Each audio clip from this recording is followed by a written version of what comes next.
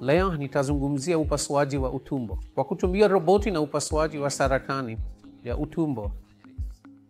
Tumekuwa tukifanya taratibu hizi kwa muda mrefu, angalau miaka 25 kutoka leo.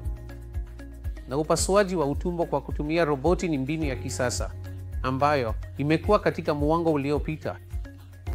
Na tumekuwa tukifanya hivi kwa miaka 11 iliyopita na kutoa matokeo bora kwa upatikanaji mdogo, ambapo hata tunaweza kufanya upasuaji mgumu wa saratani, hali ngumu zisizo za saratani, kwa kutumia majukwaa haya ya roboti. Kuna majukwaa tofauti ya roboti tunayoyatumia, kuanzia mfumo wa Da Vinci hadi mfumo wa Hugo Reis, ambapo ni bora kuliko mbinu ya awali ya laparoscopic au upasuaji wa kawaida wa tundu dogo. Mgonjwa anapata nafuu mapema, anarudi kazini kwake na ulemavu mdogo wa kiutendaji.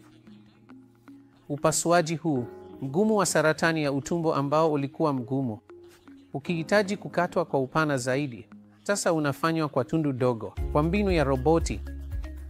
Na wagonjwa wengi wetu ambao wamepitia upasuaji wa utumbo kwa roboti, ikiwa ni pamoja na upasuaji wa saratani, wanaendelea vizuri, na tunawafuatilia mara kwa mara, na tumepublish matokeo ya kile tulichofanya, tukibadilika hadi hatua nyingine ambapo tunachunguza uwezekano.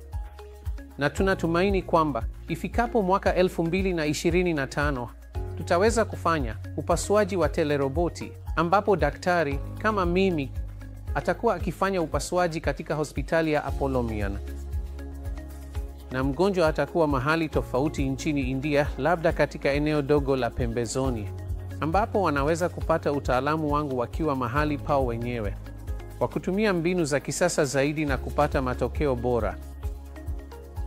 Hii inakuja mwaka 2025. Tunatumaini itakuwa tayari na kusaidia wagonjwa kote India.